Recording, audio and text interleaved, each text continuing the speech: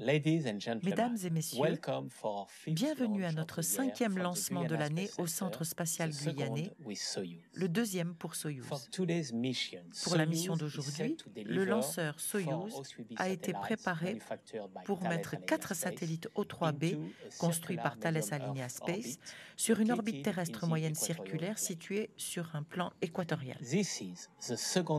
Il s'agit de la 2e mission réalisée ici à Kourou pour O3B, après la mission couronnée de succès du 24 juin 2013. La masse totale de la charge utile sera d'environ 2,8 tonnes. Le décollage aura lieu à 15 h 55 minutes et 56 secondes heure locale. Depuis le décollage jusqu'à la séparation des 2 premiers satellites, le temps écoulé sera légèrement supérieur à 2 heures. Les 2 autres satellites seront mis sur orbite au cours d'une 2e étape, 21 minutes plus tard. La mission de ce soir souligne la polyvalence de Soyouz, notre lanceur de taille moyenne. Après le lancement de Sentinel-1A, un satellite d'observation de la Terre, et avant le lancement des 2 satellites de navigation Galileo FOC cet été, Soyouz est utilisé aujourd'hui pour une 3e application liée aux télécommunications, avec ce concept novateur de O3B. Je souhaite remercier chaleureusement O3B Networks d'avoir confié ce lancement à Arianespace pour cette 2e série de 4 satellites qui permettra à la constellation d'être entièrement opérationnelle. La constellation O3B est une initiative très importante qui permettra de réduire la fracture numérique en fournissant des services Internet à haut débit et à faible temps de latence à un prix abordable aux autres 3 milliards de personnes habitant autour de l'équateur et qui sont mal connectées ou pas connectées du tout. Mais Soyouz est maintenant prêt. Bon lancement.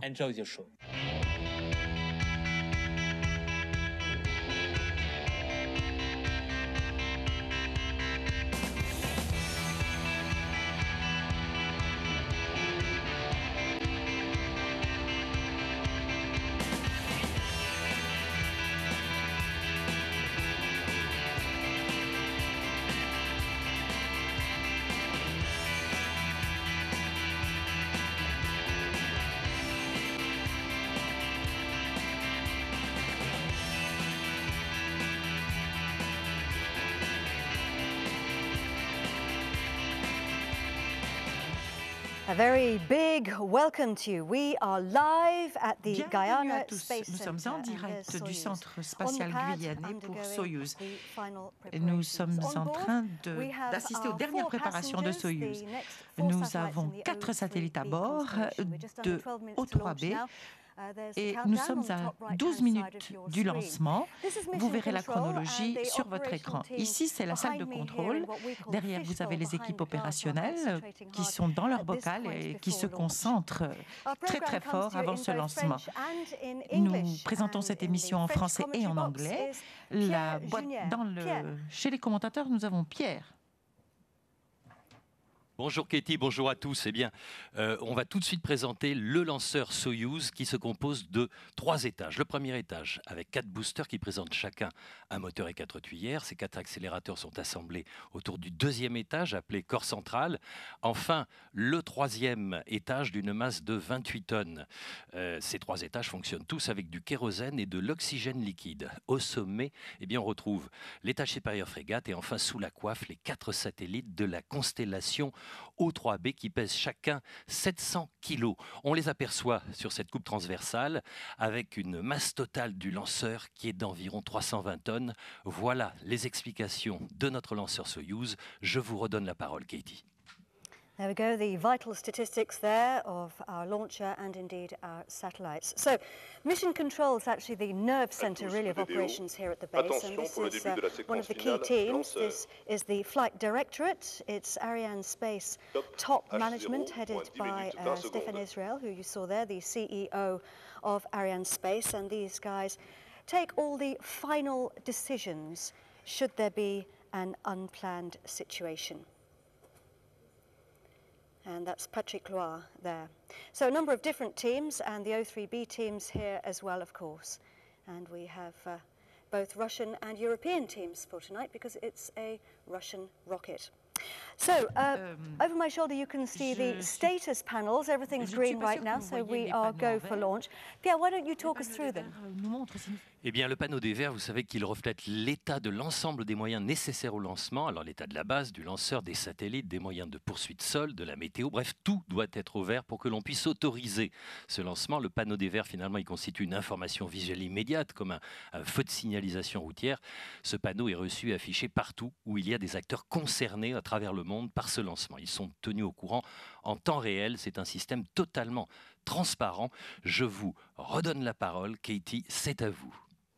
Well, O3B is really a pioneering network, a very important network. Est un réseau extrêmement important et très puissant. Je suis très heureux d'avoir avec moi Steve Cullen, qui est le président directeur général d'O3B. Steve, pourquoi est-ce qu'O3B est si particulier? On a été déjà très émus au dernier lancement.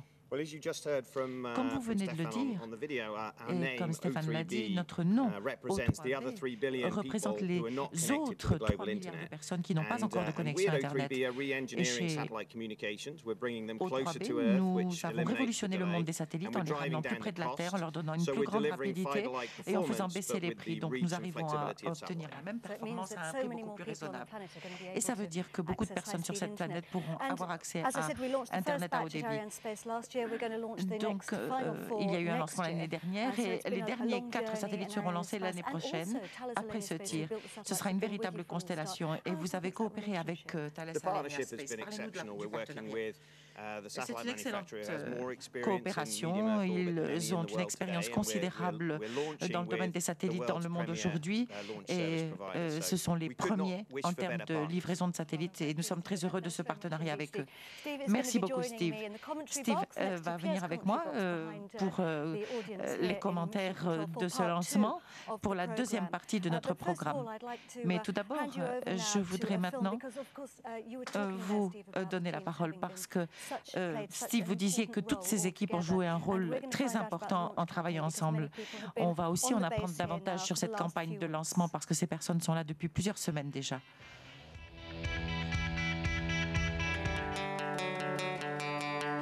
Les différentes parties du lanceur arrivent en Guyane pour être aussitôt acheminées vers le centre spatial au MIC, le bâtiment dédié à l'assemblage de Soyouz. Les 3 premiers étages sont assemblés à l'horizontale. Les 4 boosters, avec chacun leurs 4 moteurs, sont fixés autour du 2e étage, puis c'est l'intégration du 3e étage. De leur côté, les 4 satellites O3B sont arrivés par avion cargo à l'aéroport de Cayenne pour être transportés par la route jusqu'aux bâtiments qui leur sont réservés. C'est dans des salles blanches qu'ils subissent une série de tests et de contrôles destinés à valider leur bon fonctionnement. Puis, on remplit leur réservoir d'ergols. Ils sont ensuite fixés tout autour de leur adaptateur. Cet ensemble, adaptateur et satellite, est transféré au bâtiment S3, où ils sont intégrés à l'étage supérieur frégate. La coiffe vient ensuite chapeauter le tout pour former ce qu'on appelle le composite supérieur.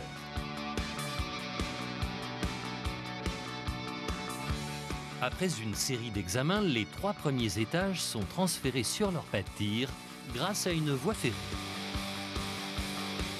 Le lanceur est alors érigé à la verticale. Il se retrouve à l'intérieur du portique qui va le protéger et permettre d'y accéder.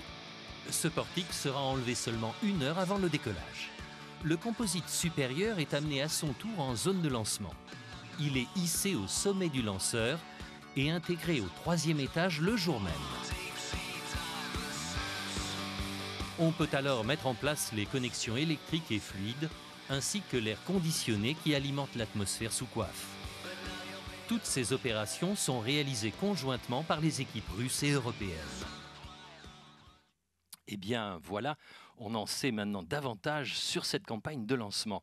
Bientôt une étape essentielle qui intervient à exactement moins 5 minutes et 9 secondes en russe, c'est le Klushna Start. C'est une clé que l'on tourne pour enclencher manuellement la séquence automatique finale du lanceur. Alors vous me direz, une action mécanique dans un environnement entièrement automatisé et numérique, c'est comme un hommage finalement à la longue tradition du spatial russe quand l'informatique n'existait pas encore, bien évidemment. À H0 moins 5 minutes, on purge avec avec du gaz les canalisations qui vont alimenter la turbopompe en ergol. L'étage frégate, lui, vient de passer sur son alimentation de bord. Alors, dans quelques instants, nous allons passer à l'intérieur du CDL Soyouz, un bâtiment en béton armé situé à 1 km au sud du pas de tir. Voilà, là on a les équipes opérationnelles qui participent à la chronologie finale avec le Koel, Marc Grossech, l'équipe russe menée par le chef, le Kols, Alexander Sherevan, avec les principaux représentants des sociétés russes participant au programme, NPO Lavochkin, TSSKB, Tsenki, etc. Le CEPAP, eh bien c'est Denis Schmitt. En tout, il y a au CDL environ une centaine d'opérationnels et tous ces experts et spécialistes, eh bien ils communiquent en russe, en français et en anglais.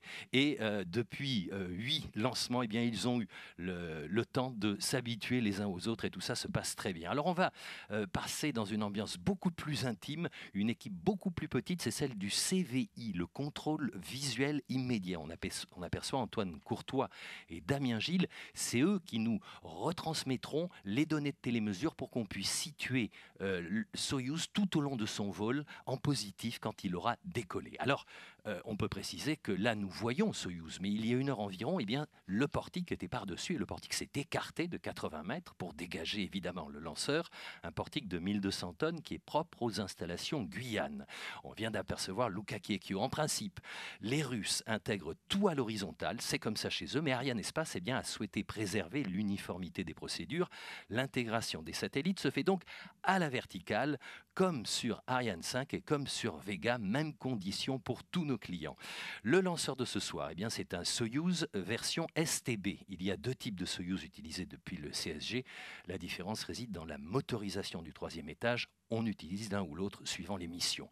Un lanceur russe qui compte, vous le savez, plus de 1800 vols à son actif, qui a connu de grandes améliorations ces dernières années.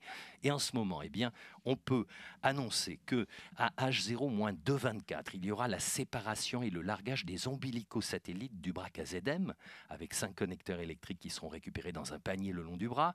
On peut tout de suite, puisque nous sommes tout près du H0, saluer la Russie. Ils nous reçoivent à Samara, à Moscou, à Saint-Pétersbourg, la Guyane évidemment, Sinnamary, Kourou, Cayenne. Nos clients O3B Networks nous reçoivent aux États-Unis. Et puis on salue évidemment l'Europe, tous les industriels qui ont participé à ce programme, avec notamment Arianespace à Évry évidemment. On peut citer Airbus aussi qui a construit l'adaptateur dispenser. Et on n'oublie pas évidemment tous les internautes, ils sont nombreux, qui nous suivent sur arianespace.com dans le monde entier. Alors, je vais tout de suite vous dire que dans les dernières secondes avant le décollage, voilà ce qui va se passer. À H0 37 secondes, le largage des ombilicaux du 3e étage, puis le retrait du mât KZM qui va s'éloigner du lanceur. Ensuite, ce sera le mât VKM qui sera retiré et écarté. Ça se passera à H0 18 secondes. Et l'allumage des moteurs va intervenir à H0 16 secondes. Alors, il faut savoir qu'il y a 3 paliers de poussée avec un test intermédiaire avant le décollage. À H0 14 secondes, poussée primaire, 20% de la poussée totale. Puis, poussée intermédiaire, 85% de la poussée totale. Et enfin, 3 secondes avant le décollage, eh bien, la poussée maximale, 100% de la poussée. On aperçoit Thierry Villemar, c'est le chef de mission de ce vol. Il est juste à côté de Damien Simon, qui est le DDO. Alors c'est lui qui va rythmer tout au long de la soirée avec l'annonce des événements. Et on va le laisser annoncer cette dernière minute du décompte final. C'est à lui. Top, H0 1 minute. Alors, lors du décollage, eh bien, vous assisterez à ce merveilleux système mécanique de contrepoids, ce merveilleux système russe qui permet tout simplement au lanceur de s'élancer vers le ciel seulement lorsque sa poussée est devenue suffisante. Alors, nous allons vous laisser assister au spectacle du décollage. C'est toujours un spectacle formidable. Nous reviendrons dans quelques secondes. 8e vol de Soyouz depuis la Guyane. 2e vol au profit de la constellation O3B. Nous revenons dans quelques instants. À tout de suite. DDO, attention pour le début de la séquence d'allumage lanceur.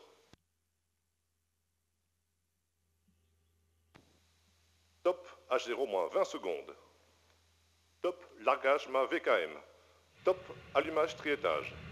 À tous le DDO, attention pour le décompte. 10, 9, 8, 7, 6, 5, 4, 3, 2, unité, padium.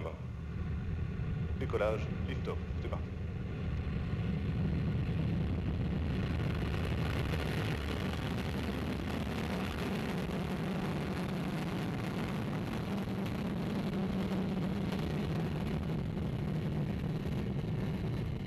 Les paramètres à bord sont normaux.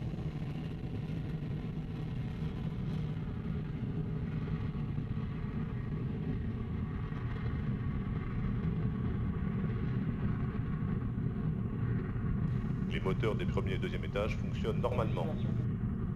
Eh bien, c'est parti pour ce 8e Soyouz depuis le sol guyanais. Vous l'avez vu, démarrage avec une poussée de 415 tonnes au décollage. Alors, il y a une couverture très nuageuse. Nos caméras ne pourront sans doute pas suivre Soyouz très longtemps. En tout cas, les 5 moteurs quadrichambres du corps central, eh bien, et des 4 boosters, ils sont allumés simultanément, ils sont en action avec des gaz et des flux éjectés par 20 tuyères en ce moment. Vous le voyez sur ces images 3D, 4 boosters qui présentent une forme cylindro-conique avec chacun un réservoir d'oxygène liquide, un réservoir de kérosène. Ce sont les mêmes carburants d'ailleurs qui sont utilisés pour le 2e et le 3e étage.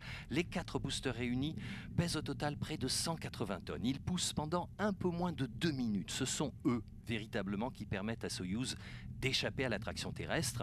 Et vous le savez, dans le spatial, on n'emporte jamais de poids inutile, donc on va se débarrasser de leur masse sèche lorsqu'ils seront quasi vides. Au démarrage, je vous le rappelle, Soyouz pèse environ 320 tonnes, et après séparation des boosters, eh bien, il ne va plus peser que 140 tonnes, donc en moins de 2 minutes, eh bien, le lanceur aura effectivement perdu plus de la moitié de son poids. Alors, sur ces images 3D, vous le voyez, avec en fond, eh bien, on a la courbure de la Terre avec la côte guyanaise. Alors après séparation des 2 traverses arrière, eh bien la base de ces 4 boosters va s'écarter et ils vont se dégager, voilà c'est fait, des points d'attache. La trajectoire est normale, les paramètres de vol sont normaux, vous l'entendez. Eh bien voilà une bonne chose de faite, on le voit sur ces images de caméra embarquées avec les boosters qui tournent comme des quilles de jonglage, vous le voyez, ils vont retomber dans un périmètre sécurisé dans l'océan Atlantique.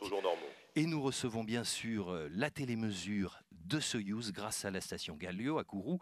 Et bientôt, eh bien, au fur et à mesure de son vol, le lanceur sera acquis par d'autres stations sol, Natal au Brésil, Ascension dans l'Atlantique Sud, et puis Libreville au Gabon, Malindi au Kenya et South Point à Hawaï qui nous permettra de voir la séparation des passagers.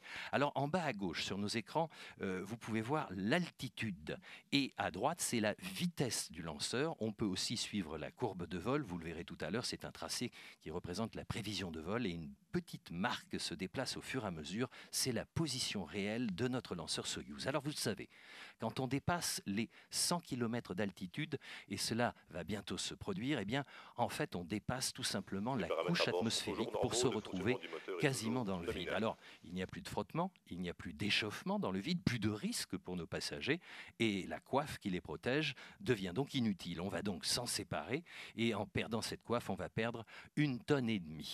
Quelques informations justement sur cette coiffe aérodynamique de type ST, son diamètre plus de 4 mètres, sa hauteur 11 mètres 40. Elle est produite par TSSKB Progress au centre spatial de Samara et on peut préciser d'ailleurs que ce modèle de coiffe, eh bien, il a été spécialement développé pour les Soyouz qui partent depuis la Guyane puisqu'en augmentant la performance de Soyouz avec un décollage à partir de l'équateur, eh bien, on peut emporter des satellites plus gros, donc des satellites plus volumineux. Alors dans quelques instants, la coiffe va se séparer en 2 demi-coiffes et va être éjectée du lanceur. Voilà, ça vient de se passer sous vos yeux. Et eh bien, grâce à ça, on peut apercevoir maintenant eh bien, nos 4 passagers. Ils sont à la proue du lanceur. Voilà, c'est fait.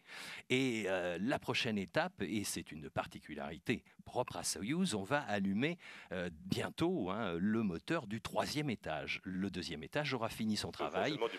Et on va l'allumer 2 secondes avant la séparation du 2e. Ben oui, les gaz d'échappement du 3e étage vont donc venir rebondir sur la protection thermique avant du 2e étage et cela va donner une impulsion supplémentaire à ce 3e étage en augmentant la poussée de ce 3e étage lors de l'allumage.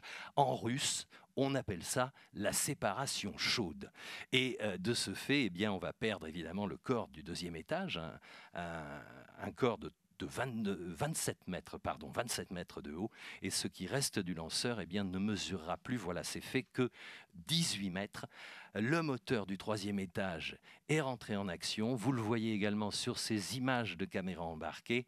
Le moteur du 3e étage, c'est le RD124 avec 4 chambres de combustion et 4 tuyères.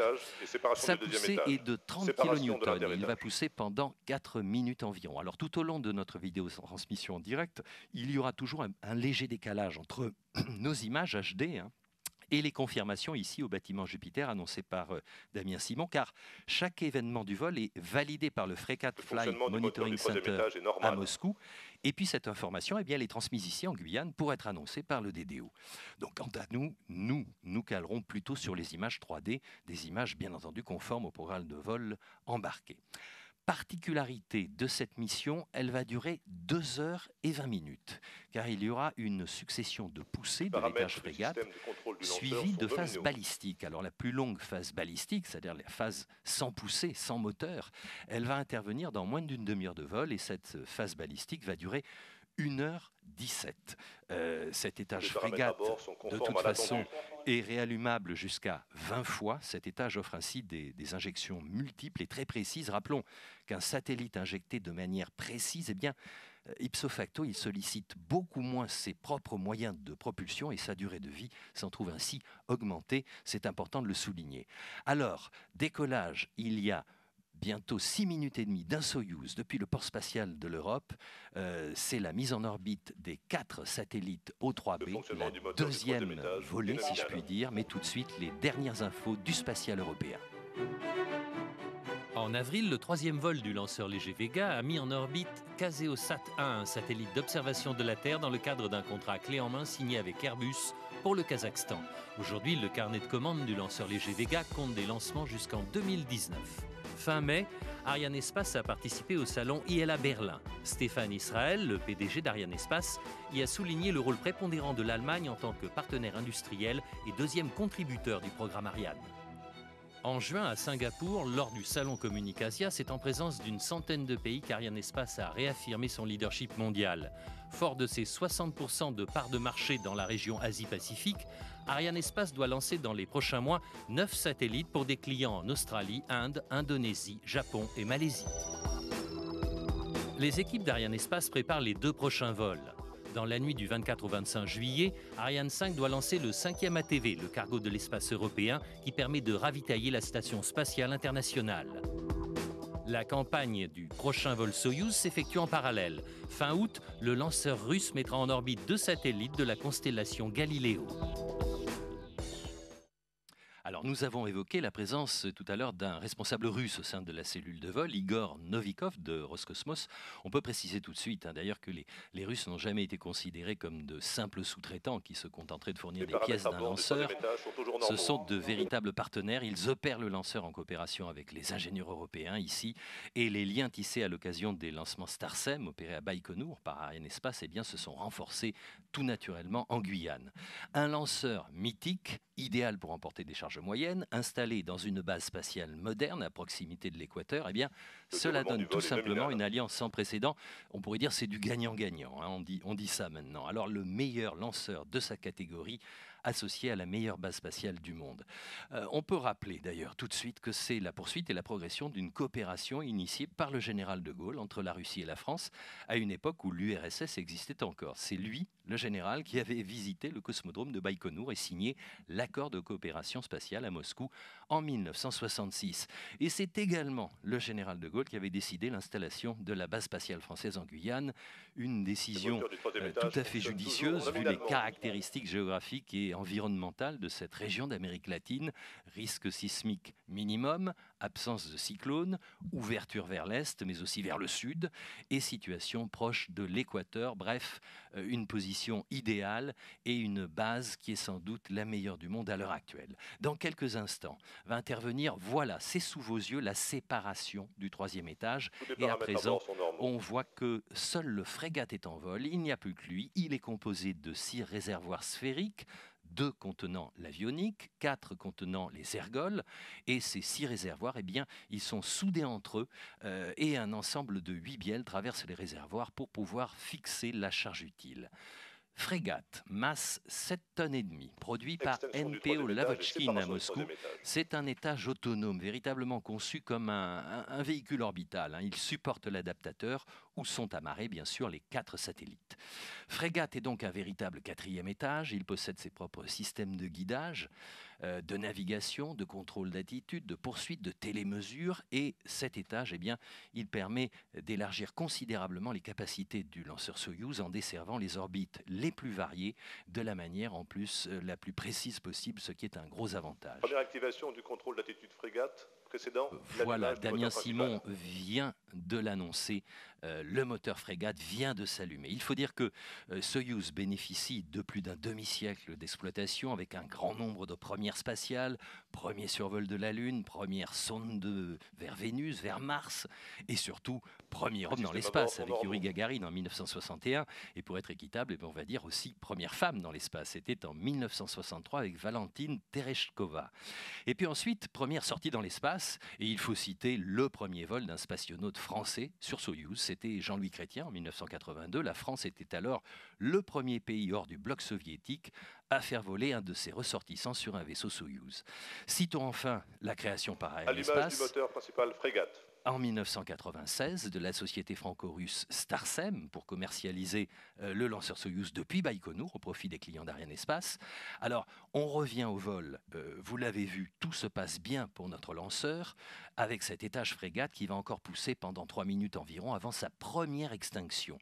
Nous allons retrouver dans quelques instants, alors que vous le voyez, tous les paramètres sont normaux, eh bien, nous allons retrouver Jacques Breton, le directeur commercial d'Arianespace, qui évoque pour nous un contrat tout récemment signé, celui de Brissat.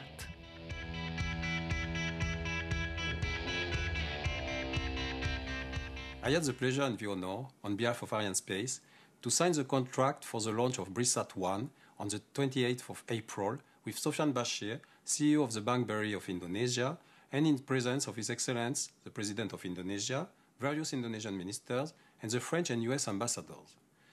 This shows the importance of this program for the first bank of Indonesia, its 11,000 local branches, and for Indonesia itself. This is the reason why Arianespace has been chosen. Once again, and as Sofian Bashir explained, the unmatched reliability of Ariane 5, its availability, and the professionalism of Arianespace teams have been key factors for this choice that occurred after a demanding international process. For Arianespace, this program is very important. It's the first time a bank orders a satellite, and we are very proud to have been chosen to launch it. When it comes to ensuring the start of new business, 37 new operators have already chosen Arianespace for their first satellite. It's also the 5th Indonesian satellite to be launched by Arianespace. All previous Indonesian programs have been successfully launched by us. Finally, Arianespace is back in Indonesia after an absence of 9 years, and due to the dynamism of the Indonesian market, I expect some more successes in the months to come.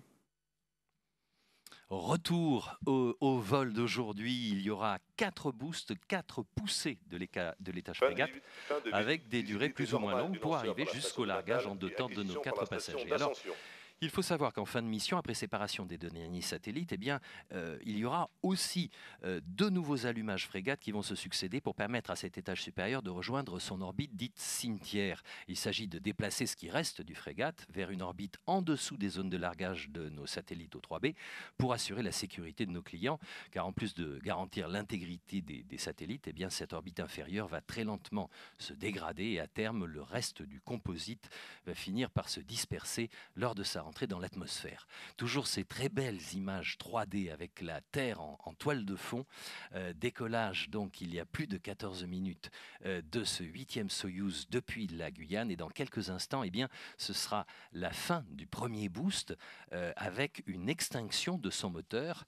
Frégate va finir cette première poussée. Tout ça est planifié, c'est un petit peu le billard de l'espace. On profite là-haut des lois de l'attraction pour trouver les meilleures combinaisons possibles et pour se rapprocher le plus finement possible de la position d'injection de nos satellites. Alors, on peut préciser tout de suite qu'avec les deux pas de tir de Soyouz à Baïkonour, les 4 appelés SETS, eh bien, le pas de tir guyanais, c'est le 7e ensemble de lancement Soyouz dans le monde. C'est aussi le plus récent. Et nous l'avons évoqué tout à l'heure, le lancement depuis la Guyane assure une augmentation de performance pour le lanceur russe.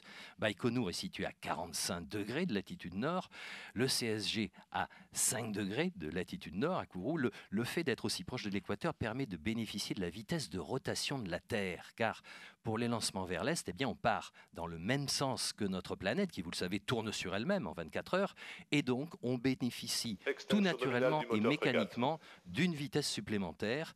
C'est ce qu'on appelle l'effet de fronde. Voilà, ça vient d'être annoncé, extinction du moteur frégate par le DDO Damien Simon. Et la performance, donc je reviens à l'effet de fronde, eh bien la performance pour la même puissance de lanceur s'en trouve améliorée de 50%. On peut emporter 3 tonnes à Baïkonour, mais à Kourou, eh bien, cela devient 4 tonnes et demie pour le même lanceur strictement. On peut dire que c'est effectivement un gros avantage d'avoir Soyouz tout proche de l'équateur. O3B Networks est le 33e nouveau client pour Arianespace. Tout de suite, un film en langue anglaise qui nous présente ce beau projet.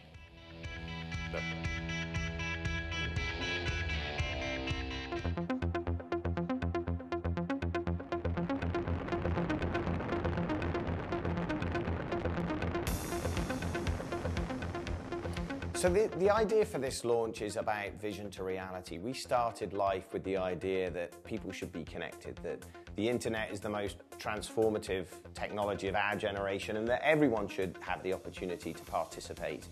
This launch really marks the full launch of O3B service, and we're really excited about what our customers are going to be able to do with that. Gee, what I've seen of O3B so far just blows me away. You know, it works, it really does work. O3B claimed this would be fibre from the sky, and it absolutely is. All of a sudden, the whole situation changed, and we could see. You know, I used to speak with a number of those people who were fairly critical about our service, and then they just came to me with a huge smile on their faces and saying, "Wow, this is Timor Telecom's internet is way better now. What did you do?" As a matter of fact, I had the privilege of trying this technology, and the experience was absolutely mind-boggling. Knowing what we had before and what we finally have now, it was literally day and night. And I couldn't be more thrilled for our customers that we now finally have the type of technology which is comparable to what they have in the Western world.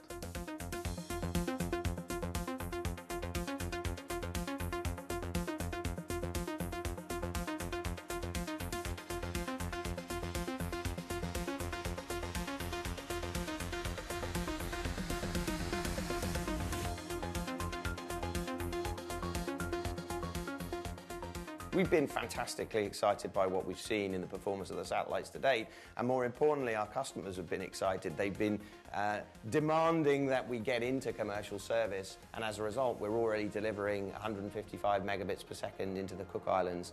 We're starting to bring up customers in East Timor with Timor Telecom, in Kinshasa with Raga, in Samoa with Digicel. We're really now at the stage where we're launching full commercial service.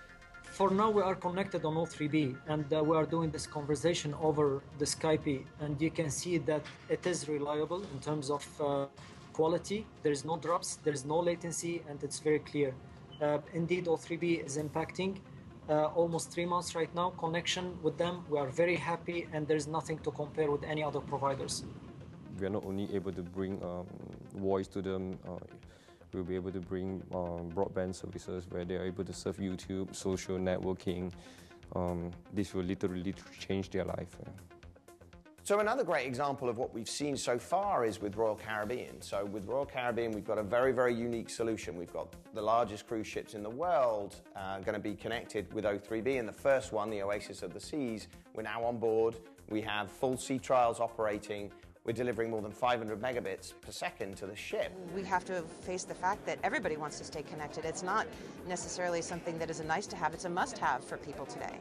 And this relationship and this launch that we're having with O3B today enables us to bring that level of connectivity to everybody on the ship and to provide the same level of experience that they would provide from their home today. It's a game changer for us, and it's a game changer also for the guests that we're going to attract to come on board.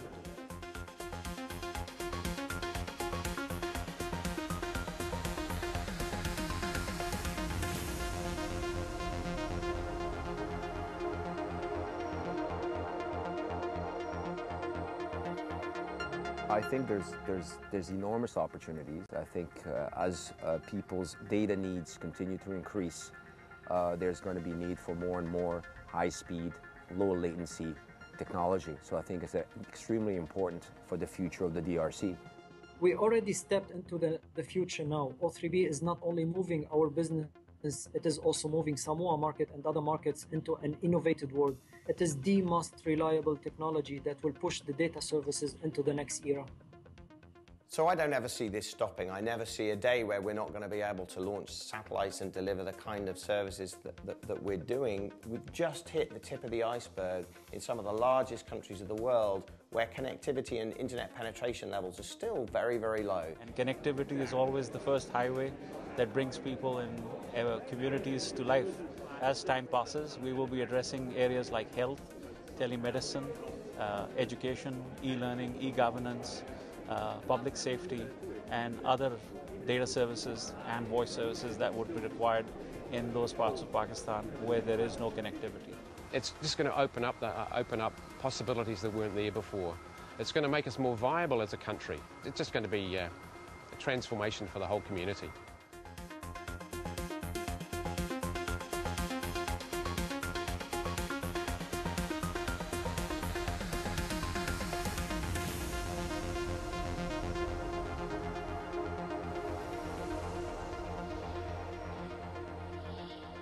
Une chose est sûre, eh bien, Arianespace et O3B se rejoignent sur une valeur commune, et cette valeur commune, eh bien, c'est l'espace au service des citoyens. On vous l'a dit, le nom O3B, eh bien, c'est l'acronyme de Other 3 Billions, par référence aux 3 milliards de la population mondiale, peu ou pas desservie par Internet. Et cette constellation, eh bien, elle va assurer des services Internet haut débit à faible coût. Elle va couvrir les marchés émergents d'Asie, d'Afrique, d'Amérique latine, de la région Pacifique et du Moyen-Orient, soit près de 180 pays. Alors, en contribuant à réduire justement cette fracture numérique, eh bien, on peut dire que cette fracture entrave souvent la croissance des pays. Eh bien, Arianespace est fidèle à sa mission, mettre l'espace au service des citoyens, en l'occurrence faire en sorte qu'Internet soit accessible par tous et partout. Alors, on peut préciser d'ailleurs qu'Arianespace assure régulièrement le déploiement de nombreuses missions au service des citoyens. Par exemple, O3B, c'est un exemple tout à fait récent, mais il y a eu Caseosat 1, un satellite d'observation, Astra 5B pour les communications, Sentinel 1A tout récemment aussi pour la gestion de l'environnement, Athena Fidus pour la sécurité civile, Gaia pour la recherche scientifique, et puis Galileo, le beau projet Galileo, de projet de géolocalisation européen, qui d'ailleurs va bientôt bénéficier d'un lancement ici au centre spatial guyanais. Alors, vous le voyez, pour l'instant, ce 8e vol de Soyouz se déroule à perfection, de très très belles images avec la courbure de notre planète bleue à l'horizon et avec au premier plan eh bien, le 8e Soyouz qui est parti tout à l'heure depuis le sol guyanais. Alors, l'espace... Deuxième allumage frégate, du moteur frégate principal confirmé. Voilà, j'écoutais moi aussi, je dois l'avouer, le DDO Damien Simon. C'est confirmé, extinction du moteur frégate. Vous le voyez, ça veut dire que cette traînée de gaz éjecté, eh bien, elle va se réduire et s'arrêter fin du premier boost. On rentre dans une phase balistique à nouveau pour notre frégate. Alors avec les deux pas de tir, Soyouz, je voulais vous dire, ah mais non, que je suis bête. frégate. Je crois que je me suis trompé de page. C'était l'allumage du frégate pour une poussée de 8 minutes et demie. Excusez-moi, je me suis mélangé dans mes pages.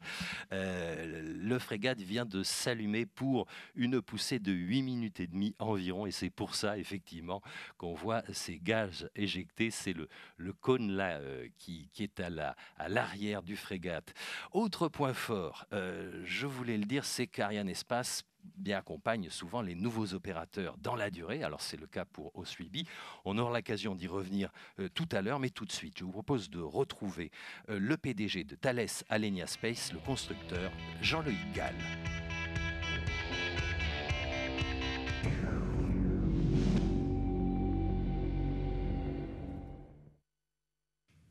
O3B is a pioneering and ambitious project. It's really at the vanguard of providing high-speed solutions for space with shorter delays, and we at Thales Alenia Space are extremely pleased that the second batch of O3B satellites is now on its way. The first 4 satellites have been orbiting for 1 year, and they are offering extremely successful services, confirming the high throughput and low latency of the O3B promise. We are very proud to be part of this endeavor and its unprecedented operational and beam flexibility, its potential to connect billions of people who have had so far limited access to broadband. It's a real honor for Thales Alenia Space to be O3B's prime industrial partner and to be able to support this exciting new company right from its conception. I would like to underline the outstanding partnership between the teams at Thales Alenia Space and O3B and the high quality of exchanges we always had with our customer. Today is a major event for O3B since it marks the second step of implementation of the constellation. And right now, we are integrating and testing the third batch of satellites ready for launch in early 2015. We are fully committed to support O3B to make this constellation a great, great success. Our congratulations to Ariane Espace and to all the teams involved in the project for the fantastic job they have done. Our warmest thanks also to O3B for their trust. You can count on us. Eh bien oui, you can count on us, vous pouvez compter sur nous. C'est à peu près le même message que Soyouz pourrait délivrer sur cette belle image de la Terre. On se croirait embarqué sur la mission Apollo. Hein. Là, on a tout l'ensemble de la planète bleue avec le tracé de Soyouz tout au long de son voyage dans le ciel. Alors, vous le savez, Thales Alenia Space, le constructeur de ces satellites O3B, et on peut en profiter tout de suite pour revenir en détail sur un des métiers stratégiques chez Ariane Espace, le chef de projet. C'est Luca Chiecchio pour ce lancement. Dès la signature du contrat, le chef de projet assure l'exécution du contrat et il agit comme véritablement le référent unique envers le client. Alors il est très sollicité, ce jusqu'au lancement et même jusqu'à la mise en orbite des satellites. Il est souvent comparé d'ailleurs le chef de projet à un véritable outil multifonction, une espèce de couteau suisse à lui tout seul, très polyvalent. Il s'assure du bon déroulement des activités du point de vue technique, opérationnel, contractuel, financier et bien évidemment il se tient informé de l'avancement du programme chez nos clients et c'est grâce à tout cela eh bien, que le calendrier de lancement peut être maintenu. Le chef de projet est bien sûr présent le soir du lancement, il est avec nous ce soir, Luca, il est en salle Jupiter aux côtés du client et à ce titre il représente tout au long de la campagne la direction commerciale d'Ariane Espace bien évidemment. Alors pendant que vous le voyez, Soyouz continue son trajet et sa trajectoire dans le ciel, eh bien nous allons justement retrouver Andreas Doulaveris qui revient sur les relations entre O3B Networks et Ariane Espace.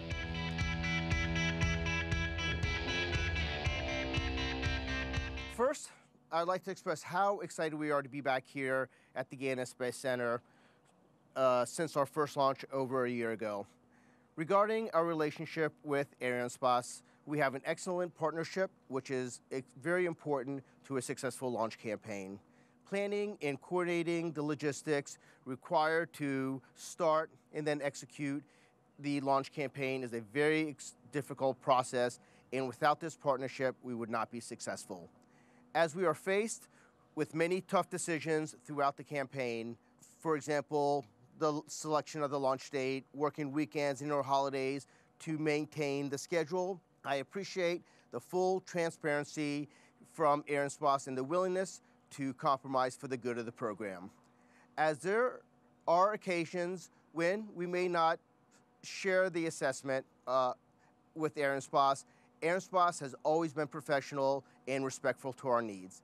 It is with this spirit that we operate and are able to achieve a successful launch campaign. I would like to say a special thank you to Luca Checchio, who is currently the Arianespace O3B Program Director, for all his hard work and dedication on O3B as he moves into a new role within Arianespace. Without Luca's hard work, we would not be as successful as we have been, and we will miss him. We will look forward to working with Arianespace on our next launch campaign later this year or early 2015. Eh bien voilà, ça fait toujours plaisir de voir des clients contents. Autre point fort d'Arianespace, eh bien c'est son accompagnement des nouveaux opérateurs dans la durée. Je vous le disais tout à l'heure, les nouveaux entrants sur le marché adorent Arianespace grâce à ses succès ininterrompus. C'est vrai que c'est rassurant. Et pour O3B Networks, c'est bien après le lancement réussi des 4 premiers satellites, c'était en 2013, eh bien ce deuxième lancement va rendre la constellation pleinement opérationnelle. Et Arianespace d'ailleurs prépare déjà le 3e lancement pour O3B. Il est prévu en 2015.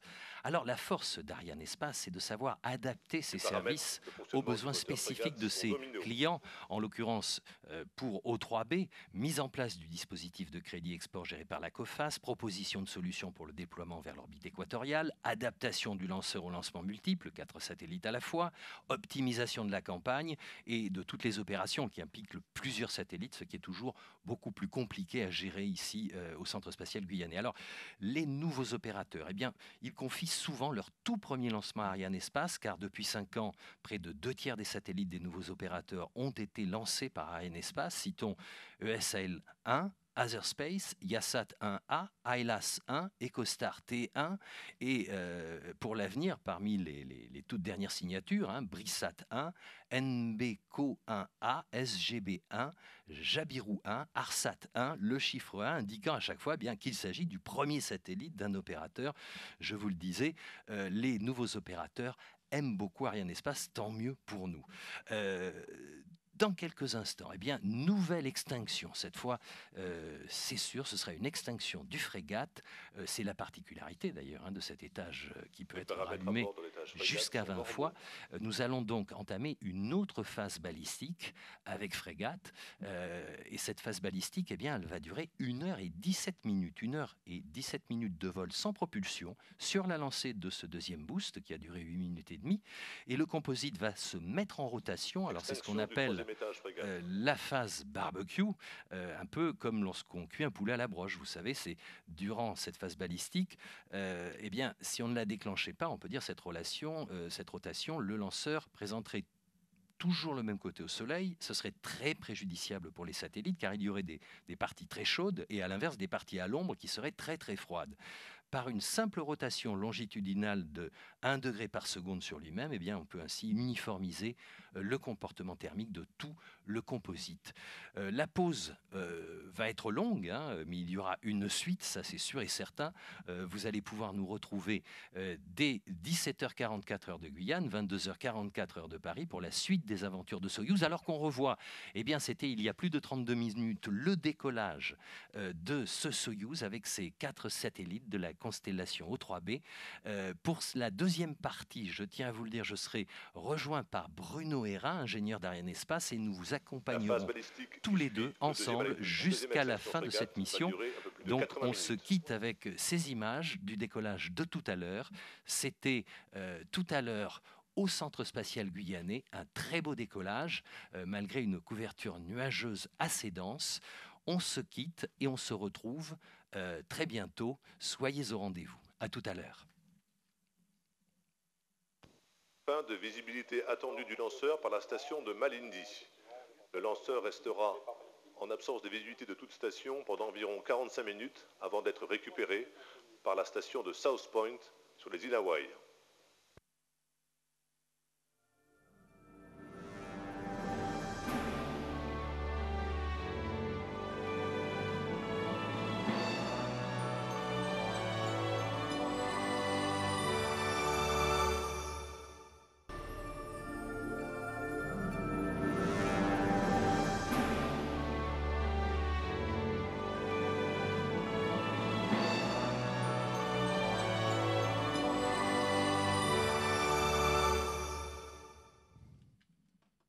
Eh bien, bonsoir, ou rebonsoir plutôt, à tous et à tous. Chers spectateurs francophones, merci de nous être fidèles. Vous êtes à nouveau en compagnie de Pierre Junière et comme je vous le disais tout à l'heure, j'ai été rejoint par Bruno Hérin. Bonsoir. Bonsoir, bonsoir à tous. Merci d'être toujours en notre compagnie pour cette deuxième partie donc, de la mission de ce soir et je vous accompagne jusqu'à la séparation, donc la prochaine séparation, en 2 temps des 4 satellites O3B. Alors, nous allons revoir dans un instant, grâce aux équipes de Guyane Première, sous la houlette de notre réalisateur François Guérat, les images de ce décollage. Alors, c'était il y a plus d'1h50, tout à l'heure, depuis le centre spatial guyanais, depuis la zone de lancement installée à Sinnamary pour Soyouz. Il était, on peut le rappeler, Bruno? Exactement, précisément 15h55 minutes et 56 secondes, heure locale, ici en Guyane. Et donc, c'était un instant extrêmement précis, compte tenu de la spécificité des missions des lanceurs Soyouz. Qui tous, effectivement, partent à une heure précise, calée, déterminée à l'avance. Exactement. Alors, vous le voyez en tout cas sur ces images 3D qui ont l'air d'être à l'arrêt, mais en fait, c'est qu'il n'y a pas de... Il n'y a pas de référent dans l'espace. Voilà, tout de suite, le replay. Ah, très très belles images en plan très serré. On voit Soyouz s'élancer, il passe très très vite avec sa traînée de gaz éjectée à la suite. Belles images. Et on va avoir, voilà, en plan plus large cette fois, regardez. Très belle couleur avec la traînée orangée. Voilà. Et c'est Damien Simon qui est là, le DDO, fidèle à son poste dans le bocal au CDC, au centre de contrôle, ici à Jupiter avec nous. Nous sommes tout en haut, je vous le rappelle, dans les cabines de commentateurs. Et eux, ils sont tout en bas à l'ouvrage. Alors évidemment, il y a une partie avec les invités. Et puis, il y a ceux qui sont dans le bocal, les opérationnels. On revoit le frégate en action. Le frégate qui, avec son moteur, eh bien, a poussé. Il a fait pour l'instant 2 boosts et pour l'instant, il est en phase balistique, hein, Bruno. Oui, effectivement, il est en phase balistique. C'est la 2e phase balistique donc, qui va prendre fin dans quelques instants, donc qui a été particulièrement longue. Donc 1h21, très précisément, donc 1h21 de vol balistique. De vol balistique. Donc le vol balistique, c'est précisément un vol sans moteur, c'est-à-dire qu'on laisse la mission continuer sur son élan. Et oui, et donc effectivement, pendant ce temps-là, eh bien, c'est un petit peu ce qu'on appelle le balai de l'espace. Si il y a comme ça des boosts avec des allumages, des extinctions, c'est pour se rapprocher peu à peu, suivant une trajectoire de vol calculée à l'avance, eh bien, du point d'injection précis où on doit libérer d'abord la première paire de satellites, et puis 20 minutes plus tard, ce sera le tour de la 2e et dernière paire de satellites, 4 satellites au total de la constellation O3B, alors que vous le voyez en image, tout le monde est attentif. Il y en a quelques-uns qui regardent leur téléphone portable. Comme d'habitude, maintenant c'est toujours la même chose avec ces téléphones portables.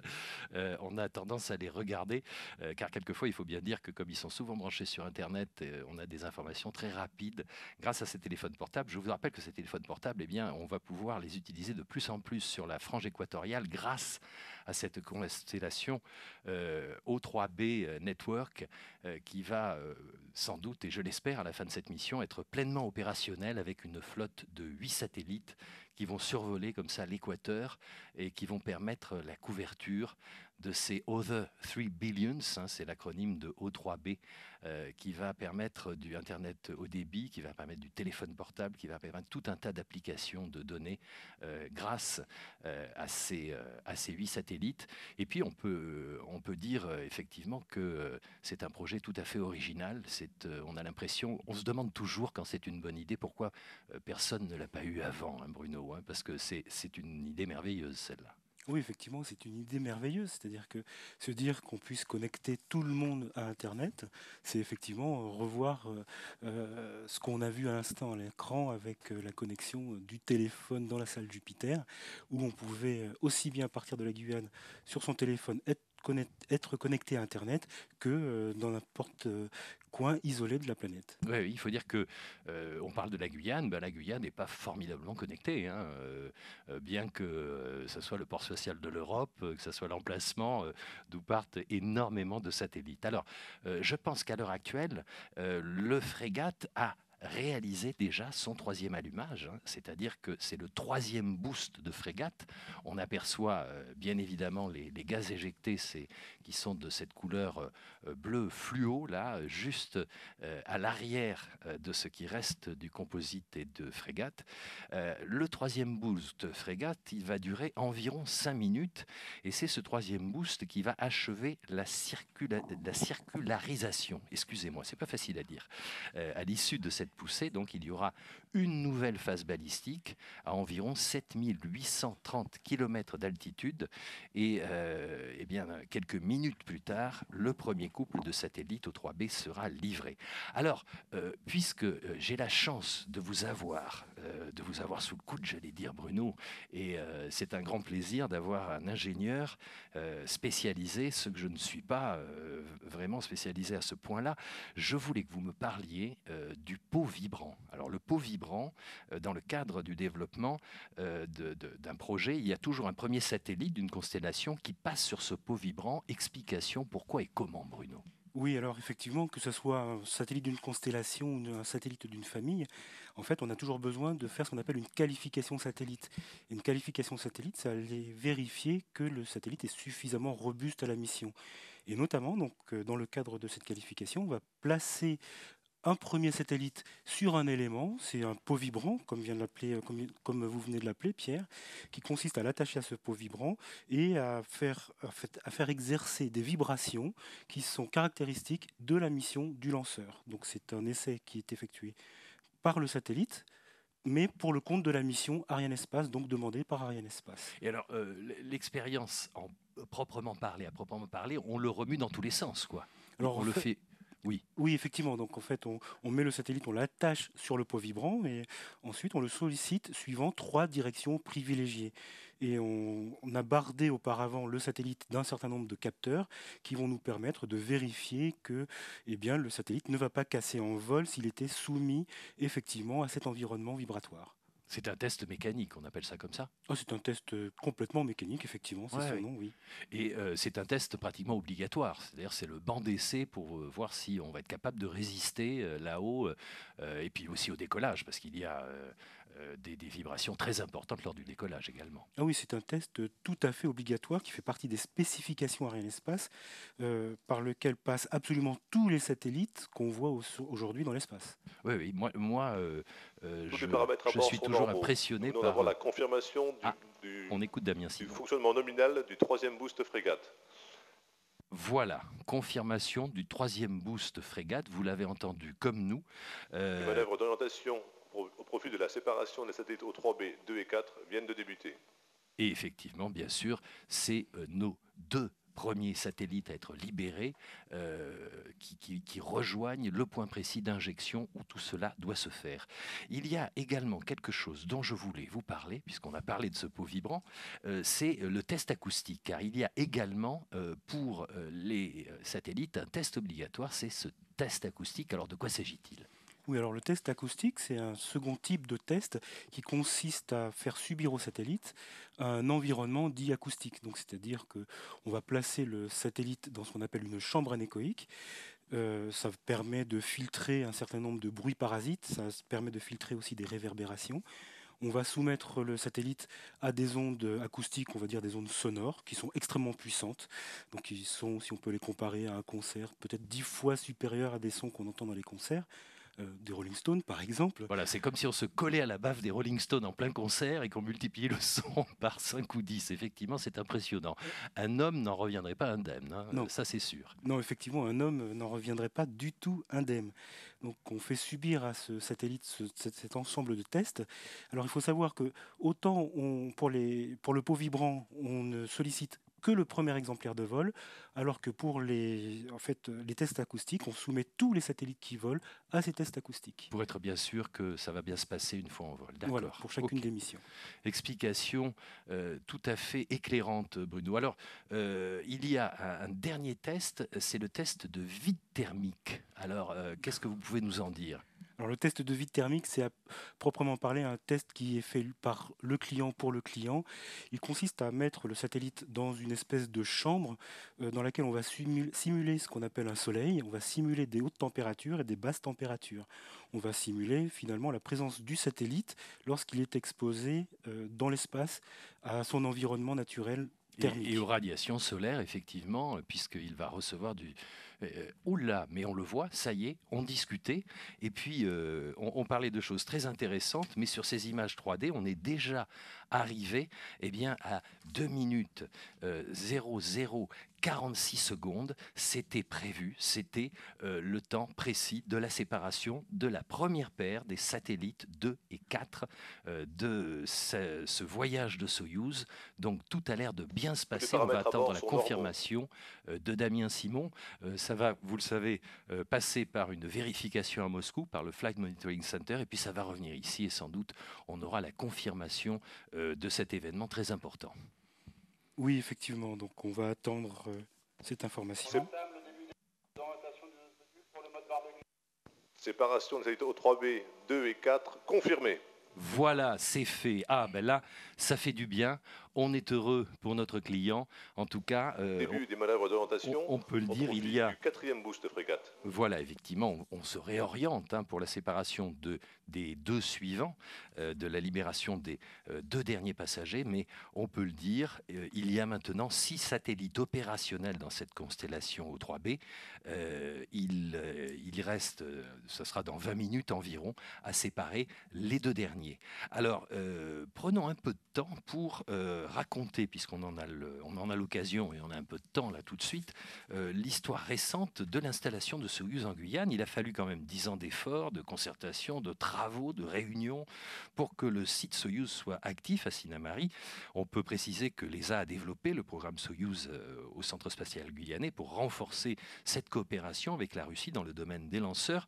Mais est-ce qu'on peut revenir sur l'organisation à proprement parler de ce programme en pratique? Comment ça se passe? Et bien sûr, en pratique, aujourd'hui, l'organisation est la suivante, c'est-à-dire que d'abord, à son sommet, il y a l'ESA, qui est le maître d'ouvrage du programme et qui met en œuvre à la disposition d'Arianespace l'ensemble de lancements Soyouz, qu'on appelle aussi l'ELS. L'agence spatiale fédérale russe Roscosmos est responsable de la réalisation de la partie russe du programme et elle coordonne les activités des entreprises russes qui y sont impliquées. Alors, on va s'arrêter, Bruno, parce que tout de suite, on va revoir ce qu'on a vu tout à l'heure, le film qui nous présente ce beau projet d'O3B en langue anglaise.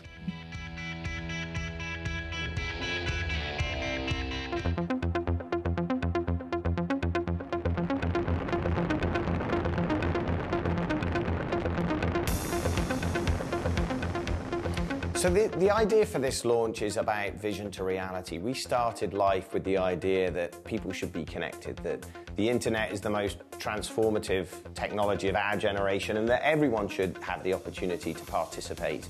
This launch really marks the full launch of O3B service, and we're really excited about what our customers are going to be able to do with that. See, what I've seen of O3B so far just blows me away. You know, it works, it really does work. O3B claimed this would be fibre from the sky, and it absolutely is.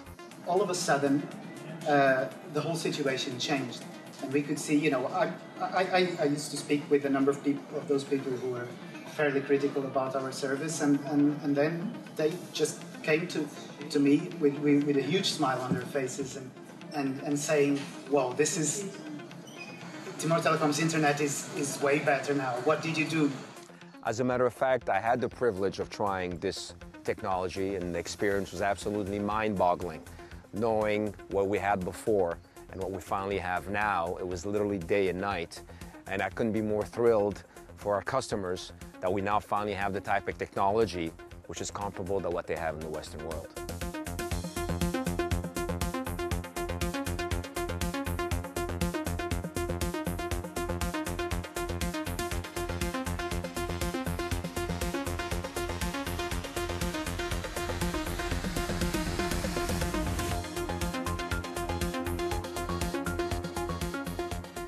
We've been fantastically excited by what we've seen in the performance of the satellites to date, and more importantly, our customers have been excited. They've been demanding that we get into commercial service, and as a result, we're already delivering 155 megabits per second into the Cook Islands. We're starting to bring up customers in East Timor with Timor Telecom, in Kinshasa with Raga, in Samoa with Digicel. We're really now at the stage where we're launching full commercial service. For now, we are connected on O3B, and we are doing this conversation over the Skype, and you can see that it is reliable in terms of quality. There is no drops, there is no latency, and it's very clear. Indeed, O3B is impacting. Almost 3 months right now, connection with them. We are very happy, and there's nothing to compare with any other providers. We are not only able to bring voice to them, we'll be able to bring broadband services where they are able to surf YouTube, social networking. This will literally change their life. So another great example of what we've seen so far is with Royal Caribbean. So with Royal Caribbean, we've got a very, very unique solution. We've got the largest cruise ships in the world going to be connected with O3B, and the first one, the Oasis of the Seas, we're now on board. We have full sea trials operating. We're delivering more than 500 megabits per second to the ship. We have to face the fact that everybody wants to stay connected. It's not necessarily something that is a nice to have, it's a must have for people today. And this relationship and this launch that we're having with O3B today enables us to bring that level of connectivity to everybody on the ship and to provide the same level of experience that they would provide from their home today. It's a game changer for us, and it's a game changer also for the guests that we're going to attract to come on board.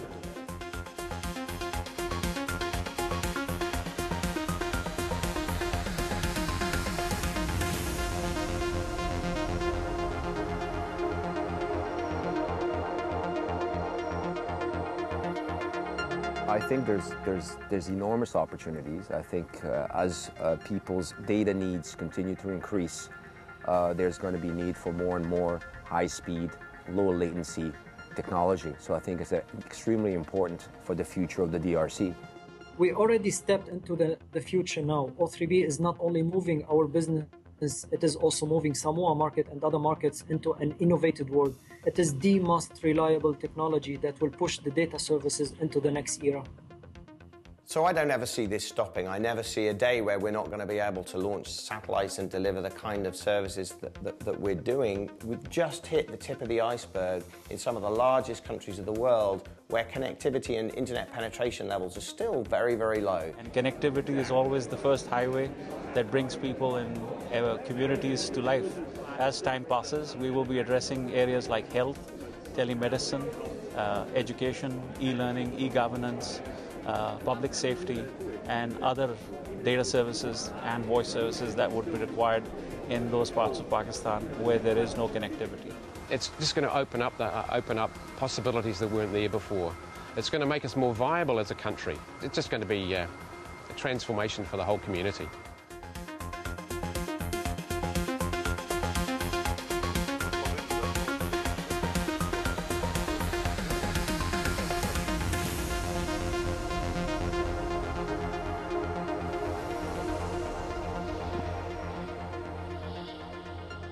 Nous avons revu avec plaisir ce film qui montre les réactions des utilisateurs, des consommateurs, des citoyens qui utilisent justement l'Internet haut débit et qui, grâce à la constellation O3B, vont pouvoir se désenclaver, vont pouvoir retrouver du haut débit, vont pouvoir retrouver des communications normales.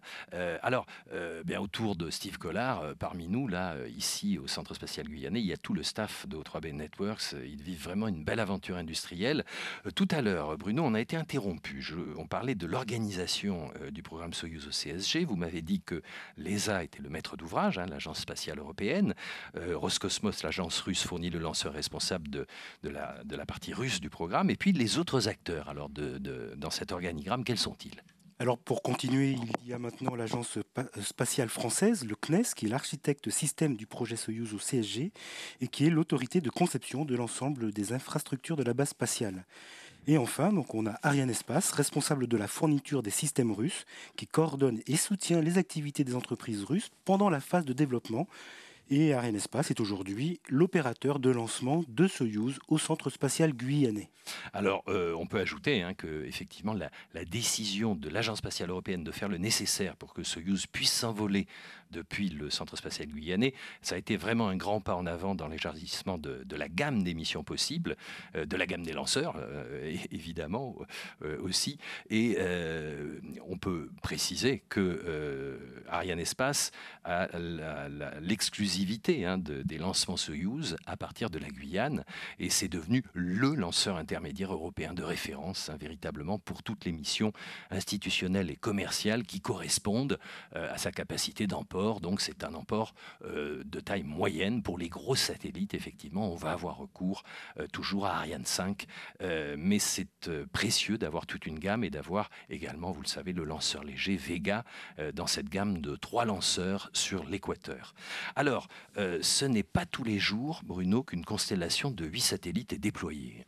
Oui, effectivement. Donc, c'est un pari ambitieux qu'Arianespace, aujourd'hui, est très fier d'accompagner. Donc, on peut imaginer offrir la possibilité de communication par portable et la connexion à Internet haut débit aux populations qui, pour l'heure, en sont totalement privées. Eh bien, c'est un objectif, en fait, tout à fait honorable, tout à fait même fantastique.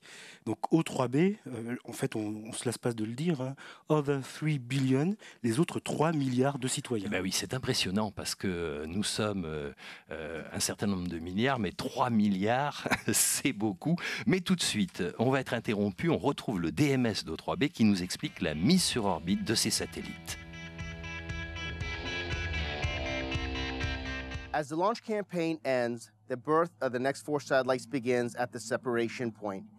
Once the satellites are separated from the upper stage of the frigate, the satellites are then acquired by the ground team in Cannes, which is comprised of Thales and O3B. At this point, the satellites go into what we call a safe pointing mode, such that they are pointing towards the sun. The team in Cannes, the LEOP team will then transfer the satellites from the safe mode position into an Earth pointing position, which is the normal operating orientation. After we have completed the orbit raising to the mission altitude, we will then perform the payload in orbit testing. This should take about 20 days to fully characterize the payload. Once this has been completed, the satellites will then be ready to be put into full service with the previous launch satellites. Eh bien voilà, c'était Andreas Doulaveris, le DMS, le directeur de la mission satellite pour O3B. Alors Bruno, justement, un mot sur la charge utile de ces satellites. Alors oui, effectivement, la charge utile de ces satellites. Chaque satellite O3B est équipé de 2 x 10 liaisons, donc en bande Ka. Le répéteur et les antennes mobiles possèdent un débit de 1,25 gigabits par seconde. Donc c'est ce qui en fait la caractéristique Internet haut débit. Oui. Donc ces antennes peuvent être pointées vers un point quelconque de la Terre en quelques minutes, et ce qui permet de rayonner sur une surface de 700 km de diamètre. Donc il faut aussi préciser que chaque satellite est équipé de 12 antennes. Oui, c'est effectivement, on l'a vu, c'est des mini paraboles qui sont comme ça en vue. Enfin, c'est ce qu'on aperçoit quand on regarde les images. Pour l'instant, ils sont repliés sur eux-mêmes, un peu ces satellites. Ils vont, une fois qu'ils seront libérés, eh bien, s'ouvrir, un peu comme des papillons. Ils vont ouvrir leur panneau solaire et ils vont avoir un autre visage. Alors, nous sommes à nouveau en phase, puisque les moteurs sont éteints, vous le voyez, il n'y a plus de poussée, plus de boost. On est en phase balistique et on est donc à nouveau en phase barbecue, Bruno. Effectivement, donc cette lente phase barbecue qui consiste à faire tourner lentement le composite, donc le stack, c'est comme ça qu'on l'appelle. Le stack, oui, vous me l'aviez dit ça, le stack. Oui, ce sont effectivement le stack, c'est ce qui compose, c'est ce qui est composé de l'ensemble des 4 satellites sur le dispenseur, et ce stack est posé donc sur le frégate qui va tourner à la vitesse. L'étage frégate se met en configuration pour le 4e boost. Donc je vais laisser parler le DDO. On ne peut pas s'empêcher d'écouter le DDO, nous aussi, forcément, comme tout le monde. Effectivement, donc je le laissais parler pour nous dire que tout va bien et que justement le stack se prépare pour la séparation donc, des 2 autres satellites. Alors il va arrêter sa phase barbecue car le composite doit être stabilisé 3 axes, comme on dit, pour la séparation des 2 satellites. Corrigez-moi si je dis des bêtises. Oui, effectivement, et grâce à la grande capacité du frégate à assurer cette phase de stabilisation, donc il y a un étage, on peut dire une horlogerie de précision, une mécanique de précision, eh bien il va permettre une précision d'injection qui est la caractéristique effectivement des lanceurs de la gamme Arianespace. Et effectivement, nous avons aussi parlé auparavant des stations aval, les stations sol qui permettent de recevoir les données. Vous le voyez en haut à droite sur vos écrans, il y avait la courbe de vol. Et puis là, on a effectivement notre frégate avec la Terre en arrière-plan. C'est la station à Hawaï qui va nous permettre de suivre le lanceur, qui va collecter les données de vol et qui va nous permettre de savoir que le largage des données satellites est bien effectif. Et ils vont être ensuite pris en charge par de nouvelles stations, les stations du client, les satellites. Peut-être qu'on peut dire un petit mot justement sur qu'est-ce qui se passe une fois qu'ils sont séparés avec leur station sol. Alors oui, effectivement, la dernière station sol d'Arianespace, c'est la station d'Hawaï, qui va transmettre ensuite les satellites à la première station des satellites O3B. Donc dès la séparation des satellites, plusieurs manœuvres et opérations s'enchaînent en vue de la mise à poste opérationnelle des satellites.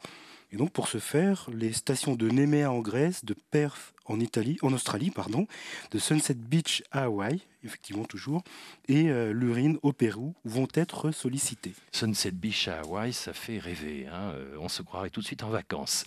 Mais à la station sol, ils ne vont pas chômer, eux, par contre. Alors, il y aura en principe un tout petit allumage de frégate pour quelques secondes qui devrait avoir lieu dans quelques instants et qui va permettre de positionner le composite pour la libération de nos 2 derniers passagers.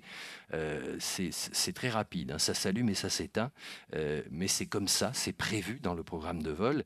Et une fois séparés, le travail va véritablement commencer pour les satellites O3B.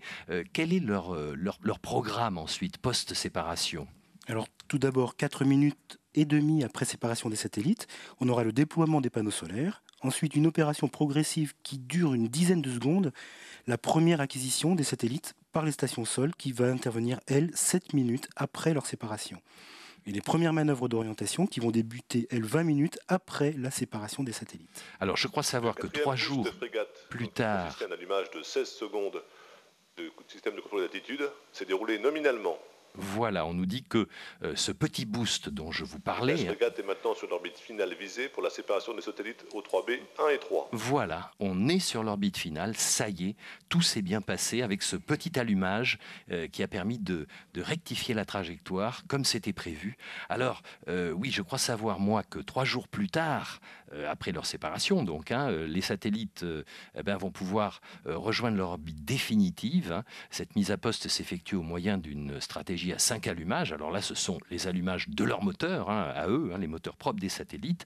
Et les satellites sont mis à poste l'un après l'autre. Et puis, 11 jours après séparation, il y aura une phase de test, une phase de vérification de la plateforme satellite. Et la mise à poste opérationnelle sera effective 2 jours plus tard et commencera alors une série de tests dédiés à la charge utile des satellites. Il y a énormément de tests, c'est toujours comme ça. Oui, effectivement, c'est toujours comme ça pour toutes les missions satellites. Avant de commencer leur phase opérationnelle, on commence d'abord par une phase de vérification. Et une fois effectuées toutes ces vérifications, une fois qu'on a effectué ce qu'on appelle la validation, la mission des satellites pourra commencer avec la mise en service commercial. Environ, elle, qui va intervenir 5 semaines après le lancement. Et oui, il faut 5 semaines pour que les satellites soient vraiment pleinement opérationnels et soient prêts à travailler. Alors, on peut peut-être évoquer, puisque ça va intervenir dans quelques instants, dans 3 minutes, je dirais environ. Début des manœuvres d'orientation. Donc début des manœuvres d'orientation, c'est Damien Simon qui est en train de le dire et de l'annoncer, le DDO ici à Jupiter. Oui, je voulais revenir sur la technique de séparation. Comment les satellites se séparent de leur adaptateur dispenser. Quelques petites explications, Bruno. Alors, avant de les séparer, il faut d'abord les accrocher. Donc, ils sont accrochés entre le satellite et le dispenseur au moyen de 4 systèmes qui vont servir effectivement à les accrocher. Et puis également aussi à les déverrouiller. Donc à partir d'un ordre qui est donné par l'étage frégate vers le dispenseur. D'accord. Et à ce moment-là, donc, on donne l'ordre, et ce système qui permettait de les accrocher va aussi permettre de les désaccrocher, de les déverrouiller. Voilà, de les décrocher, exactement. Et c'est un dispositif pyrotechnique, je suppose ? Oui, c'est un système pyrotechnique qui va libérer un boulon qui est situé justement dans ce déverrouilleur. Et alors, je voulais savoir, moi, comment on les voit se séparer de manière simultanée si les deux satellites sont libérés au même moment et comment ça se passe. Il y a une impulsion électrique qui est donnée, il y a... Expliquez-nous en 2 mots. Alors, pour être plus précis, les 2 satellites sont séparés exactement au même moment. En revanche, les 4 points d'ancrage ne sont pas effectués au même moment. On va effectuer la séparation d'abord de 2 points d'ancrage et 0,8 secondes après la séparation des 2 autres points d'accrochage. Et ça sera vrai pour chacun des 2 satellites. D'accord. Et ce petit différentiel, il est prévu, il est programmé, c'est ça qui permet qu'il soit libéré en même temps. On va les voir s'écarter par paire, donc c'est la 2e paire de satellites, l'un d'un côté, l'autre de l'autre. Ça devrait intervenir dans un peu moins de 2 minutes. Alors, on va s'offrir un aparté en forme de coup de chapeau à nos amis russes avec la citation d'Alexeï Leonov, c'est un cosmonaute russe qui était embarqué sur Soyouz le 19 juillet 1975, et voilà ce qu'Alexeï Leonov disait à l'époque. C'est surtout le silence qui me frappa le plus. C'était un silence impressionnant. C'était un silence comme je n'en avais jamais rencontré sur la Terre, si lourd, si profond, que je commençais à entendre le bruit de mon corps. Mon cœur cognait, mes veines battaient. Et voilà, c'est la fin de la citation. Mais c'est assez impressionnant, je trouve, car dans l'espace, il ne doit pas y avoir beaucoup de bruit. Alors, je ne sais pas si en ce moment précis, vous entendez, vous, votre cœur battre, chers téléspectateurs, mais en tout cas, le cœur des opérationnels bat peut-être en ce moment un petit peu plus vite que d'habitude, puisque nous arrivons en vue de la fin de cette mission. Et puis, on peut rappeler, puisque je parlais de rythme cardiaque et de cœur, que l'histoire officielle raconte également qu'à propos du premier vol habité sur Soyouz, à l'instant du départ, lors du tout début du vol de Gagarine sur Soyouz, le premier vol habité, quand un être humain a pu quitter notre bonne vieille Terre, le pouls de Gagarine, à cet instant, c'est mesuré, c'est officiel dans l'histoire du spatial russe, le pouls de Gagarine à cet instant est passé brutalement de 64 battements par minute à 157 battements par minute. Sacrée accélération, mais je pense qu'il y avait de quoi pour cette aventure qui était vraiment une exploration de l'inconnu à l'époque. Donc, je vous le rappelle, dans quelques instants, nous allons assister ensemble à la fin de la mission de ce 8e Soyouz qui est parti du sol guyanais avec la séparation de la dernière paire, la 2e paire de satellites O3B. Ce sont les satellites 1 et 3 qui vont... Non, ce sont les satellites, je ne sais plus. Alors là, je me mélange. Alors si je peux... Oui. Alors ça sera maintenant les satellites 1 et 3. Oui, c'est ça alors. Et bien évidemment, ce sera la fin de cette mission. Nous sommes tous... le silence est grand, là.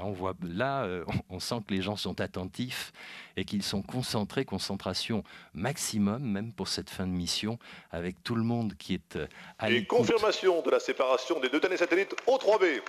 Voilà. Damien Simon a la voix qui porte, une belle voix grave qui nous fait chaud au cœur. Et ici, ici à Jupiter, voilà, les sourires peuvent définitivement s'afficher. C'est des applaudissements, c'est normal. Bravo, bravo Soyouz, bravo Arianespace. Bruno, ça fait plaisir. Ah oui, franchement, ça fait plaisir. Et puis, à nouveau, une joie, une pleine satisfaction pour cette mission à nouveau réussie. Eh bien oui, ça fait plaisir parce que c'est beaucoup d'engagement, beaucoup de temps passé. Regardez, très très belles images 3D. La 2e paire de satellites qui prend sa vie dans l'espace sur ces images 3D. C'est comme ça que ça se passe, très haut au-dessus de nos têtes, à pratiquement 8000 km au-dessus de nos têtes. Et là, ici, congratulations. Big hug for everybody, comme on dit en anglais. Formidable.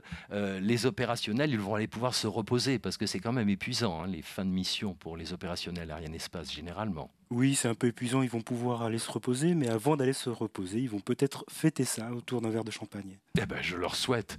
Quelques messages perso, il y en a beaucoup. Alors, faut dire que les vidéotransmissions d'Arianespace ont beaucoup de succès. Vous savez, même sur Internet, on trouve des commentaires, souvent d'ailleurs assez élogieux. On est content de ça d'ailleurs, nous ici.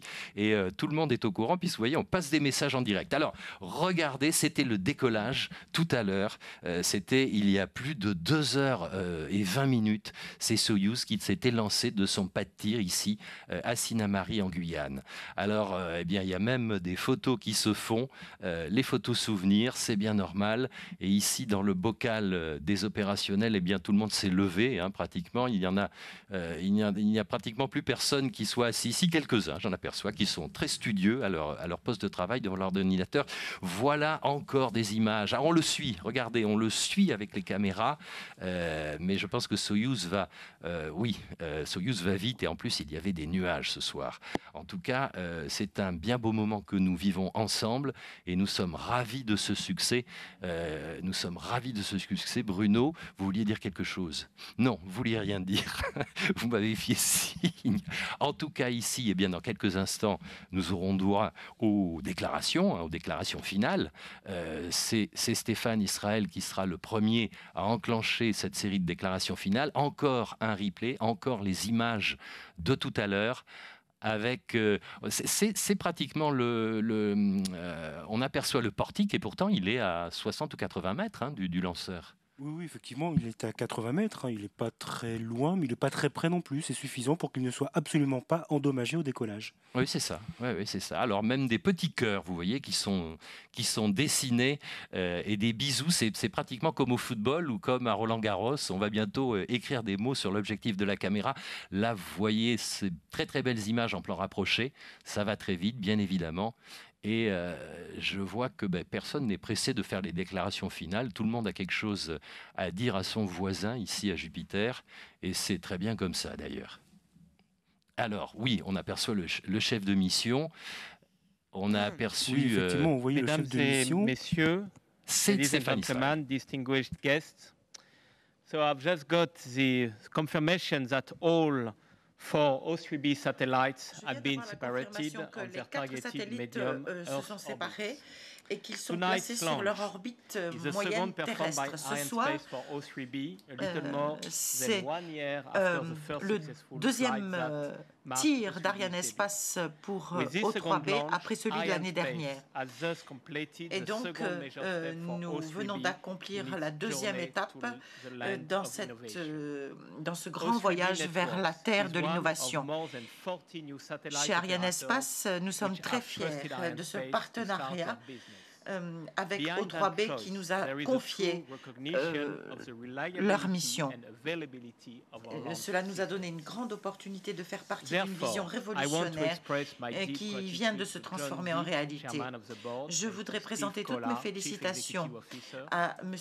Dick qui a décidé de continuer ce voyage avec Arianespace. John et Steve nous honorent de leur présence ce soir et c'est pour moi l'occasion de réaffirmer que nous ferons tout ce qui est dans notre possible pour continuer à apporter des solutions. Et cela dans tous les domaines où nous proposons des services, que ce soit la conception, que ce soit le domaine financier, par exemple à travers COFAS, que je remercie d'ailleurs chaleureusement pour leur soutien à toutes nos activités. Ce soir, j'essaie de voir où il est. Nous avons M. Roman Bosch parmi nous. Ici au Centre spatial guyanais. Vous le savez vous savez qu'il était le président de SCS. C'est quelqu'un que nous sommes très heureux d'accueillir ici après le lancement réussi le 22 mars que nous avons fait pour lui et nous sommes très heureux de l'avoir parmi nous, je le répète. À la suite de cette réussite, je voudrais également féliciter Thales Alenia Space, O3B, le constructeur est représenté par M. Jean-Louis Gall et Le dernier satellite qui vient de se séparer ce soir est le 135e construit par Thales Alenia Space. Et parfois, les chiffres sont plus éloquents que les mots. En fait, le partenariat entre Arianespace et O3B n'est pas seulement une question commerciale. Il s'agit d'appartenir à une communauté qui partage des valeurs communes. Les objectifs d'O3B permettront de diminuer la fracture numérique en fournissant l'Internet à haut débit et à faible temps de latence dans des zones du monde où cet accès à Internet soit n'existe pas ou existe très peu. Et donc, c'est pour ça qu'Arianespace et O3B se sont réunis pour pouvoir Ladies and gentlemen, we have just attended the 8th success of Soyuz from the Guyana Space Center. Et donc, Soyuz remains the reference for satellite constellations deployment. Today with O3B and soon this summer with Galileo, it should be on August 21st, European Commission's flagship space program. Nous allons pouvoir aussi développer notre programme pour la navigation. Je voudrais remercier chaleureusement nos partenaires russes pour cette coopération si fructueuse, à commencer par l'Agence spatiale fédérale russe Roscosmos, et j'adresse mes félicitations à TSKB Progress qui fournit le véhicule à 3 étages et la coiffe, et aussi NPO Lavochkin qui a conçu et construit la frégate, l'étage supérieur pour cette mission réussie encore une fois. Je voudrais également remercier toutes les équipes européennes qui ont contribué à notre succès et tous ceux avec qui nous travaillons ici en Guyane française qui ont joué un rôle clé pour ces opérations de lancement. Je voudrais remercier les équipes du CNES pour leur soutien efficace et sans faille. Et aussi, et jusqu'au succès de ce soir, je dirais que nous avons eu 4 programmes spatiaux menés en parallèle dans ce centre spatial, 2 pour Ariane et 2 pour Soyuz. Et donc la capacité de toutes ces équipes à s'organiser pour suivre ce flot d'opérations est magnifique, et je voudrais vraiment rendre hommage à toutes les femmes et à tous les hommes qui ont rendu ce succès possible. Ce soir, avec ce 5e lancement de l'année, Arianespace a accompli un pas supplémentaire vers l'accomplissement des objectifs que nous avons fixés pour 2014. En fait, nous sommes le port spatial le plus efficace du monde. Oui, je tiens à le dire en français.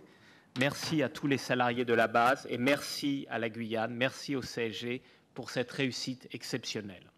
So again, thanks to O3B for entrusting Arianespace with this launch. And before giving the floor to Steve, et avant de donner la parole à Steve, je voudrais vous souhaiter une longue vie et prospère à O3B et à ses satellites. Merci de votre attention.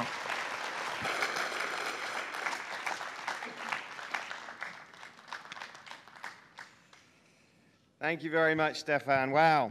It's a long time to wait for good news, that is, a long time, but we've also not only confirmed that the satellites were dropped off where they were supposed to, but they've actually been picked up where they were supposed to. We've now acquired all 4 satellites. Et je crois que c'est ce qui est arrivé. C'est une nouvelle tout à fait fantastique que nous venons d'apprendre. Je voudrais que nous applaudissions d'ailleurs ce succès. Thank you, Mickey. Ce lancement vraiment a été très très important pour nous. C'est un lancement qui termine notre constellation initiale et qui nous permet d'aller un petit peu plus loin. Je voudrais remercier toutes les personnes qui ont été impliquées dans ce lancement, impliquées dans la construction de ces satellites. Pour les investisseurs, pour les actionnaires, nous avons tous cru dans cette mission, tous cru dans ce projet. Mais en particulier, je voudrais remercier Jean-Louis, l'Arianespace, Stéphane, Thalès. Les rapports que nous avons eus, ce sont des rapports tout à fait uniques. Nous avons eu l'amitié, la coopération. C'était magnifique et merci beaucoup à toutes les équipes. Maintenant, pour l'équipe magnifique de O3B, il y en a beaucoup qui sont représentés ici. Il y en a également qui se retrouvent parmi le monde. Et sans le travail de cette équipe. Voilà. Je crois que je peux dire que l'équipe, c'est la meilleure du monde et je voudrais simplement les remercier. C'est un grand privilège pour moi de travailler avec ces personnes. Vraiment, ces personnes sont source d'inspiration et sont un groupe très, très important. Ce lancement était important pour nous. C'était vraiment très, très important pour notre client. Et il y a des clients qui sont ici. Il y en a qui ont regardé cela dans le monde entier.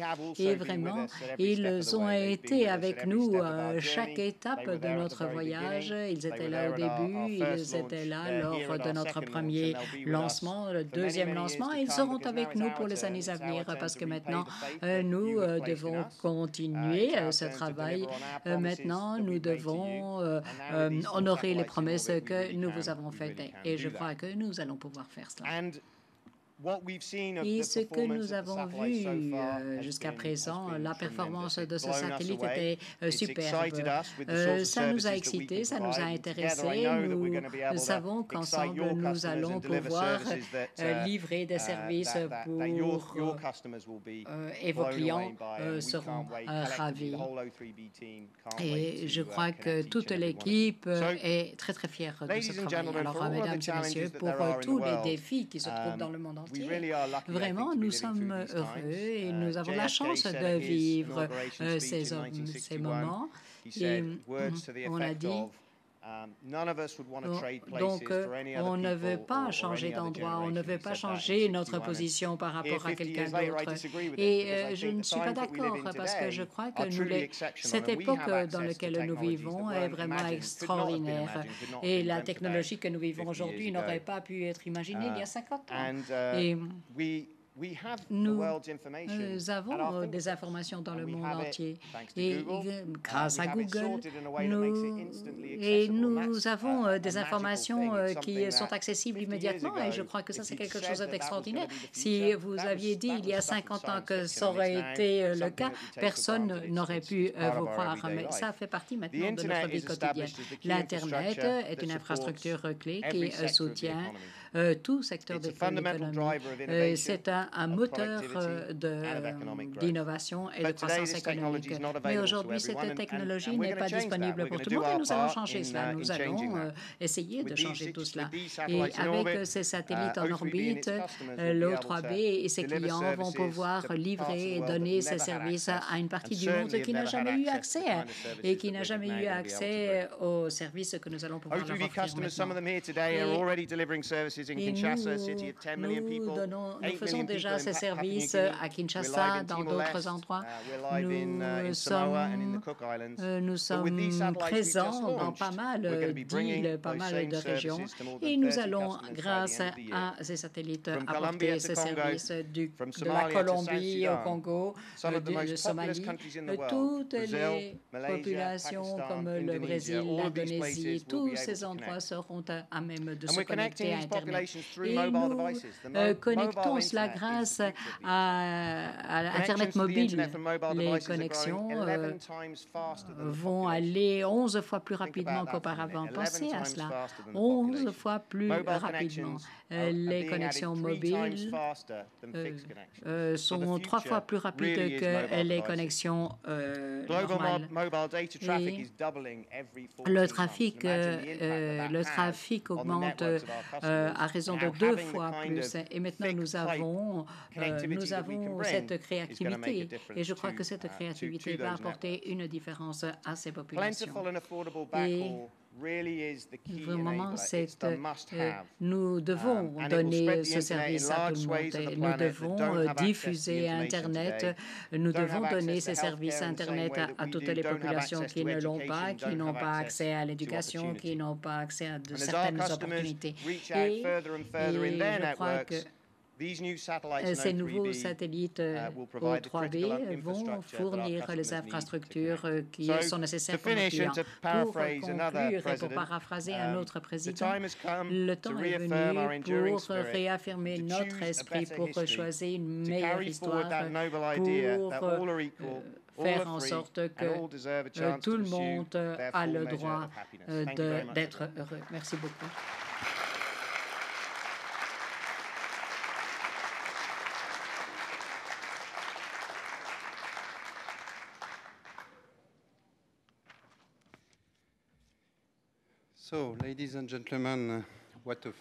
Mesdames et messieurs, quel lancement fantastique réalisé par Arianespace, encore une grande journée.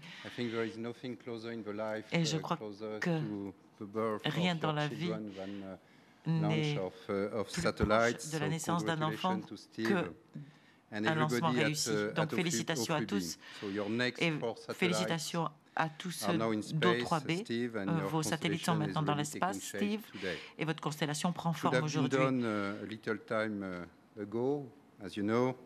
C'était il y a un petit moment que nous avons décidé de ne pas faire de compromis pour la qualité.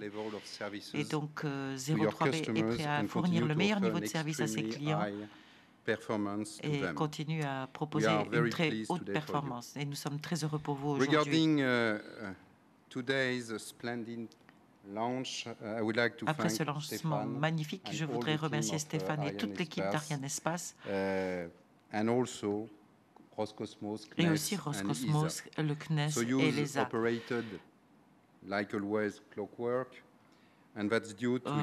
Vous avez fait vraiment un travail de précision et c'est dû à votre connaissance, à votre expertise, à votre compétences. Et donc, je voudrais remercier mon équipe chez Thales Alenia Space en France et en Italie pour leur engagement. Et ils ont été confrontés à des moments difficiles. Il y avait une sorte de course contre la montre pour pouvoir respecter ce créneau du mois de juillet. Ils l'ont bien fait, ils l'ont réussi. Je voudrais les remercier de leurs efforts.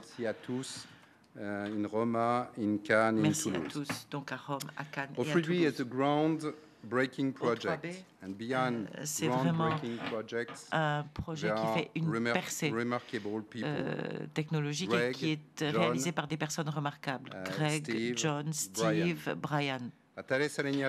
Chez Thales Alenia Space, nous avons travaillé avec O3B depuis 7 ans maintenant. En fait, depuis ce moment-là, Greg, Brian ont eu pendant tout ce temps des discussions techniques pour améliorer leur système avec nous et pour affiner leur concept de constellation en orbite moyenne. Et voyez maintenant le succès qui a été réalisé et vous pouvez inscrire cela sur le dos de votre t-shirt. Vous avez créé vraiment des satellites pionniers avec nous, qui vont vraiment changer la vie des personnes sur la Terre de manière très concrète. Donc des millions et des millions d'enfants, à partir d'aujourd'hui, pourront bénéficier d'une éducation en ligne et pourront bénéficier de tous les systèmes O3B grâce à ces satellites. Et probablement, d'ici 25 ans, 20 ans, ces enfants deviendront des ingénieurs peut-être, et c'est eux qui feront les satellites du futur à ce moment-là. Nous en sommes très, très fiers. Les gens parlent beaucoup d'innovation dans le domaine de l'espace à partir de différents projets qui, pour l'instant, ne sont que des projets. Mais je pense vraiment qu'O3B est l'innovation la plus importante de cette première moitié de décennie dans le domaine spatial. Avec tout ce que j'ai mentionné, toute l'équipe d'O3B, cette constellation de satellites est maintenant dans l'espace. Comme vous le savez, dès maintenant, nous sommes en train de construire les 4 satellites suivants pour le prochain lancement qui aura lieu au début de l'année prochaine. Donc, cela continuera d'être un grand plaisir de collaborer avec tous ceux d'O3B qui sont si professionnels et si novateurs dans leur esprit. Juste après la séparation, mon équipe à Cannes, à travers ce petit appareil qui utilise probablement les satellites d'O3B, m'ont confirmé qu'ils avaient pris le contrôle du 4e satellite. Ils avaient déjà envoyé des télécommandes aux satellites et les satellites d'ailleurs ont tous très très bien réagi. Donc Steve, je peux vous confirmer que nous avons entendu les premiers cris de vos nouveaux bébés.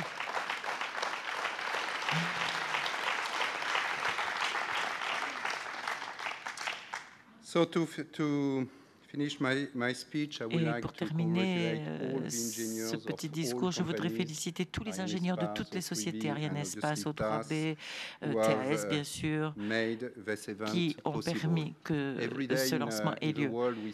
Partout dans le monde, on voit parfois des choses un peu triste, et quand on a la chance de voir un événement comme aujourd'hui à Kourou, on s'aperçoit que l'humanité peut aussi faire preuve de génie.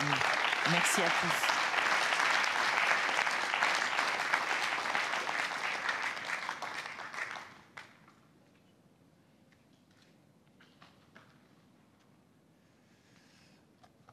Okay, so in fact, it's just the beginning of the summer here because du we début will de be back l'été ici, parce que nous allons revenir Arianespace for avec ESA Arianespace pour les arts le 24 juillet. C'est le dernier ATV et je crois que nous allons avoir également des invités très distingués pour cet événement très important pour l'Europe. Et après cela, le 21 août, nous aurons un autre Soyouz, mais cette fois, si ce sera pour Galileo et ce sera pour la Commission européenne. Alors, je voudrais simplement remercier toutes les parties prenantes de ce succès de ce soir. Je voudrais également remercier à l'avance toutes les équipes qui ont travaillé énormément et qui vont travailler énormément pour le prochain lancement. Alors, merci beaucoup à O3B. Et maintenant, je crois que nous pouvons conclure cette soirée. Eh bien voilà, vous avez entendu Stéphane Israël. Il faut dire que ça fait plaisir de voir cette joie très démonstrative de l'équipe satellite, dont beaucoup, je ne sais pas si vous l'avez vu, se sont tatoués les avant-bras avec le sigle O3B.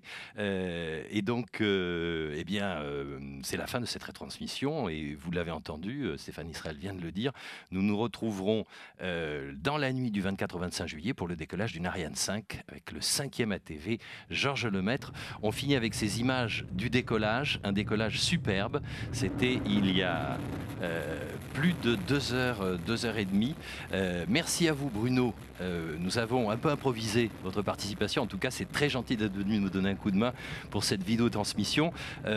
Vous avez vraiment la fibre pédagogique. Oui, merci beaucoup à vous Pierre, et puis je vous dis à bientôt avec plaisir, avec une petite dédicace à ma famille aujourd'hui à Paris, donc Julia, Thomas et Sophie. Voilà, c'est une dédicace vocale, on a eu des dédicaces avec des petits panneaux tout à l'heure. En tout cas c'était très sympathique cette vidéo transmission. Merci à tous, merci à Andrei Egoshkin, Marie-Aline Bourdon, les responsables de cette vidéo transmission. Merci aux équipes de Guyane Première, toujours fidèles au poste, notre réalisateur également François Guérin, et puis merci à vous tous, spectateurs francophones qui nous êtes fidèles. À très bientôt. Au revoir à tous.